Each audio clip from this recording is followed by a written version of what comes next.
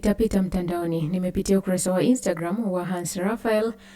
Kuna update hapa inasema as we speaking, Idi Nado ni mchezaji huru.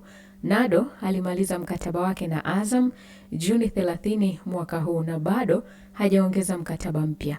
Azam wamempa Nado ofa ya mkataba mpya wa miaka 2. Pia Nado ana ofa ya Yanga mezani.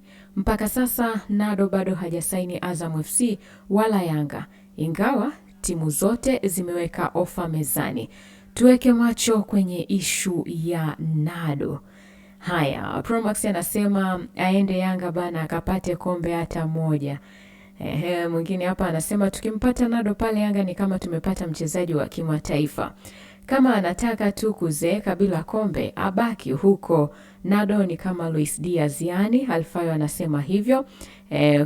Cox Dawayo anasema kipindi cha Katoo kimewadia. Sagafi anasema mchezaji wa kawaida sana, watani Yanga wamechanganyikiwa au. Mbazi anasema winga ya boli. Innocent anasema namkubali sana ise. Willy anasema hapo ndio watu watauona ukubwa wa Yanga hapo, bila shaka Nado ataichagua Yanga over Azam. Yuzo anasema mchezaji mwenye mapenzi na Yanga hawezi kubaki Azam FC tena. Official Mkunga anasema bora Idi Nado kuliko Mwanengo.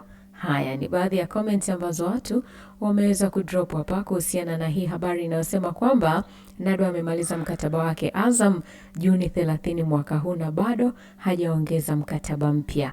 Una maoni gani kuhusiana na hili? Drop maoni yako hapo na sisi tupate kujua maoni yako, wewe umelichukuliaje? Endelea kufuatilia Imba Nasi Radio kwa habari zaidi.